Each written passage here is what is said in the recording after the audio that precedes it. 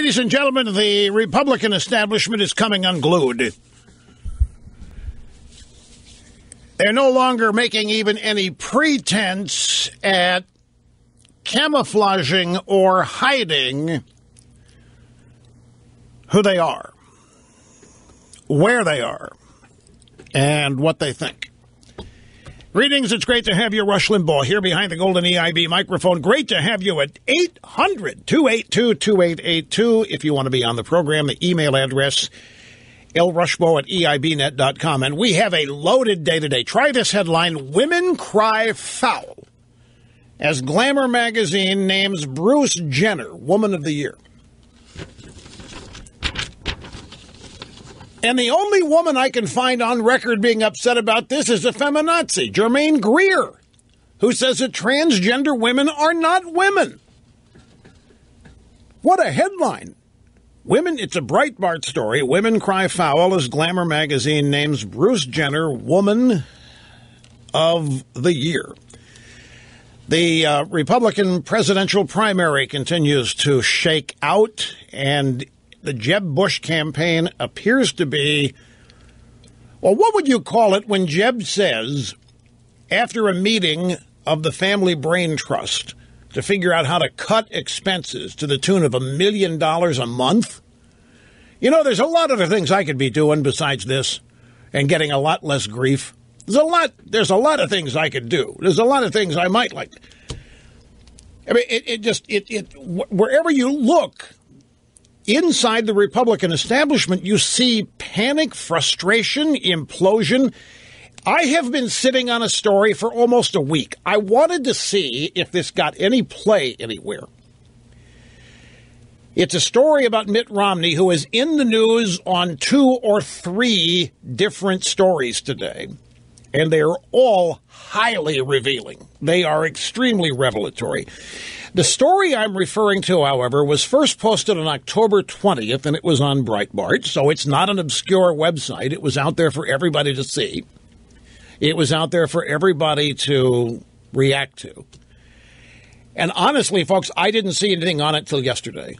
I've been holding this story. I've done monologues based on it, but without mentioning Romney. Mitt Romney went on a podcast. This may be why it didn't get widely reported. He went on a podcast hosted by David Axelrod. Of all places to go, Romney went on a podcast hosted by David Axelrod. And let me just give you the upshot of what he said. There was a time when we all got the news from the same facts, if you will. We had 3 networks. We watched for the evening news. Most of us got newspapers. Everybody in the middle class got a newspaper. So we all got the same facts, whether we agreed or not. Mitt Romney is on record in the David Axelrod podcast as lamenting and complaining about the fact that there is now a conservative media, both on talk radio, in print, in broadcast, and on the World Wide Web. Romney told Axelrod that the demise of legacy media had empowered conservative insurgents like this show and others, which has prevented collaboration in Washington. I mentioned last week that National Review had asked me to write a little piece, 750 to 1,000 words, for their 60th anniversary issue. And I did. And they were getting panicky because it took me a while to submit it because I was looking for a hook. What they said they wanted was a review of the AM radio revolution, what it means and where it's going. And I thought that, fine and dandy as it was, but it missed the boat. I thought that the premise could be much larger and a little bit more powerful than that. So I thought about it. I wrote the piece, but in the piece, just to give you a little heads up, I opined that the single greatest, most important, and perhaps disruptive thing that had happened in the last 28 years since I started my program in 1980. Remember, I hate to keep reminding people of this because I run the risk of having it sound egotistical, but it isn't. It's just a statement of fact. In 1988, when I started this show, is exactly the world Mitt Romney loves. And it's exactly the world Mitt Romney wants to go back to. And he's not the only one. The entire Republican establishment is probably in favor of this in one way or the other. Back in 1988, all there was 3 networks and CNN and a couple of newspapers. And that was the media. That was the news. That was a monopoly. The left ran the media then, just as they do now. The Democrat Party and the media were at one. The Republicans back then were perennial losers. We're talking about 135 to 140 seats in the House of Representatives, and they were happy. As long as the Democrats gave them a cut of the action, gave them a little participation here or there, they were happy being perennial losers. They were all part of the Washington establishment, and as such, there was the bragging rights of membership in the club, in the D.C. establishment. So in 1988, when this program started, that's all there was. This program was the first broadcast national conservative media presentation, radio or TV. And in the piece for National Review, I chronicle what happened after this program started and then the entire build-out, if you will, of the alternative media or the conservative media. And all along, I was of the opinion the Republican Party would have been ecstatic with this. Finally, they would not be prisoner to the legacy media. They wouldn't be prisoner to a Democrat Party media association and monopoly that basically aced them out and gave them electoral victories which were sporadic and unexpected. And for many of the years following 1988, I was under the impression that the Republican Party was happy with this, that this was something that they welcomed and it was long overdue and that they would want to associate with it. And as time went on, some of that did happen, particularly in the early years, but it didn't take long for something I couldn't pinpoint. It just didn't seem right. And I can't pinpoint when it began. I mean, the Democrats were on my case from day one. Bill Clinton blaming me for the Oklahoma City bombing and calling KMOX in St. Louis to complain that I had 3 hours a day on the radio and there wasn't anybody to respond to it. I was the only conservative voice out there. This is 1993. Without going through the entire history of the past 27 years, there were telltale signs that the Republican Party was not at all thrilled with this new media, that they considered it problematic and outsiderish. But this piece from Breitbart chronicling Romney's comments with David Axelrod, failed Republican presidential nominee Mitt Romney lamented the demise of the traditional media. That would be when they had their monopoly. Romney says it would be better if we could go back to those days where there were no Republican insurgents and extremists in the media. Because with the birth of this new conservative media and these Republican insurgents, that began to prevent establishment Republicans from compromising with the Democrats. The good old days, we now know, and we've suspected for the longest time. Look, folks, you don't have to hear an endless parade of Republican candidates list as their number one accomplishment: I can cross the aisle. I'm the guy that can work with the other side. I'm the guy that can cooperate with the Democrats. I'm the guy that can get things done.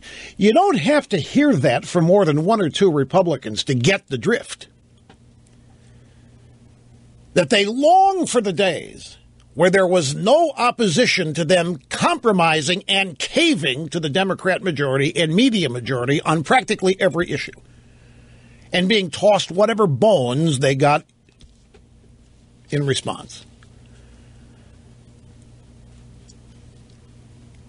As the Republican establishment is trying to convince to run for House Speaker Paul Ryan, Romney told David Axelrod that the extremes within our respective parties are having a louder and louder voice and demanding more attention and immediate action as opposed to more collaborative action. Romney said this phenomenon flows in part from the change in the world of media. There was a time we all got the news from the same facts, if you will. We had 3 networks. We watched the evening news. He wants to go back to the days of Walter Cronkite, Huntley and Brinkley, and Howard K. Smith. And James Reston, Scotty Reston at the New York Times, and David Broder at the Washington Post. And that was it. Those were the good old days, folks. That's before the days you began harassing them on issues like immigration and spending and resisting things like Obamacare and other initiatives put forth by the Clintons and their own version of health care. Yeah, the good old days when you couldn't fax them. The good old days when you couldn't call them. The good old days when you couldn't harass them. The good old days when you didn't force them to pretend to say things you agreed with. They've apparently been harboring a deep resentment over this for a long time, and we finally reached the boiling point and the tipping point to where they can no longer hold it in. I don't know whether it's the Trump candidacy and the reality that the establishment Republican Party is not desired. We now know why 4 million Republicans stayed home in 2012 when Mitt Romney was on the ballot. 4 million Republicans sensed this and wanted no part of it. Probably more than that. Many of them probably showed up and voted anyway just to be voting against Obama. Now, according to Romney, people get their news on the web, the radio. They tend to read those things which they agree with. He said people are not seeing the other side, not even getting the same facts. Well, we have commentators on left-leaning and right-leaning cable news channels who are hyperbolic in expressing their views on issues. Same set of facts. How about the same set of lies? How about the same set of bias? How about the same set of disadvantage? The same set of facts? Romney lamented that more Democrats are considering themselves liberal and, quote, in my party, there are more and more who feel they are more insurgent than towards the center of the party. Translation, in my party, there are more and more who call themselves conservative. And I think that divisiveness is one of the things that has led Washington to having such a hard time getting things done. Washington's job is not to get things done. Washington's job is to stay out of the people's way. Washington's job is not to solve problems. That's up to the individual. That's up to people. Washington is to come up with things that help best make the country run, not advance a left-wing Democrat Party agenda. That is not what the U.S. Congress is about. That's not what the United States government is about. But apparently, as far as Mitt Romney is concerned, the Democrats were the majority. They had a monopoly on the media. Their agenda is what carried the day. And those were the good old days. Yeah, folks, they were. Those were the good old days. The rise of new media outlets in the Internet age has allowed regular Americans to get access to information that the mainstream press conceals. You know, it's just as important what isn't reported as what is. It is my contention that busting up the Democrat Party monopoly on the mainstream media, I do believe it's led to divisiveness, but it's not because of us. The divisiveness and the reason there is so much partisanship and mean-spirited extreme rancor is all on the Democrats, if you ask me, and the media. They're the ones who had the monopoly. They're the ones that had their way. They're the ones that were in charge of everything the people of this country learned, and they were in charge of everything that was hidden from the American people. Those days are over. They have lost their monopoly. They have reacted in extreme ways, complete with anger and frustration and a desire to destroy the upstarts. The left-wing media has always been left-wing. But back in the glory days of Mitt Romney, where they had their monopoly and they ran their show, they could hide behind the pretense of objectivity. They could hide behind a pretense of fairness because the Republicans weren't doing much of the complete year. Remember, Spiro Agnew and Nixon were the first to actually ever speak up against this. Other than that, the Republicans just went along and went along and went along and never complained about a thing. So the Democrats had their monopoly. They got to determine what people learned. They got to determine what the commentary on the news was, and they got to determine what people never did hear or learn or have reported. Those days are over, and I submit to you that the left wing of the media monopoly that existed is so out of sorts over this and has been for 20 years. Their desire to regain their monopoly, to go back to the glory days, their desire to once again be able to move and shape public opinion is what drives them each and every day. And the loss of their monopoly is what's forced them out from behind this invisible cloak where they hid their objectivity and their fairness. And now they've thrown all that to the wind, and they are as partisan as they've always been. They're just public about it now. Because the news business has become the news business, complete with competition. And they are losing. They're losing their audiences. They are losing ad revenue. They're losing circulation. They're losing pages. And Mitt Romney, and he's not alone, the Republican establishment long for the days when they were the only ones in the business with the power to determine what everybody knew and didn't know. Well, on this podcast, actually, no, it was on State of the Union yesterday at CNN. Romney was praising various Republican presidential candidates as being in possession of best approach to find common ground with the people across the aisle. The names he mentioned are Jeb Bush, John Kasich, and Chris Christie. And then he said, we have Paul Ryan, for instance, willing to work with Democrats. That's a good thing. That's a productive thing. That's what we need. No, we don't. Is there not one of you in the Republican, is there not a single one of you that wants to win? Is there not a single one of you in the Republican establishment in Washington that has ideas you think superior to the Democrats that you want to win and implement?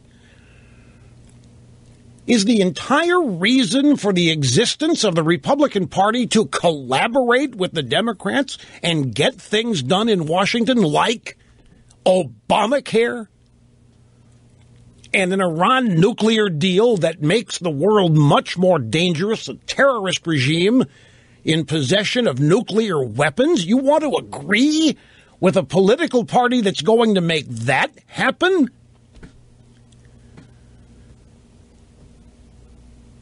Name anything else the Democrat Party has done in the last 7 years that has benefited this country. And you want to collaborate with that? That's how you measure your success? This is embarrassing. It is just completely embarrassing.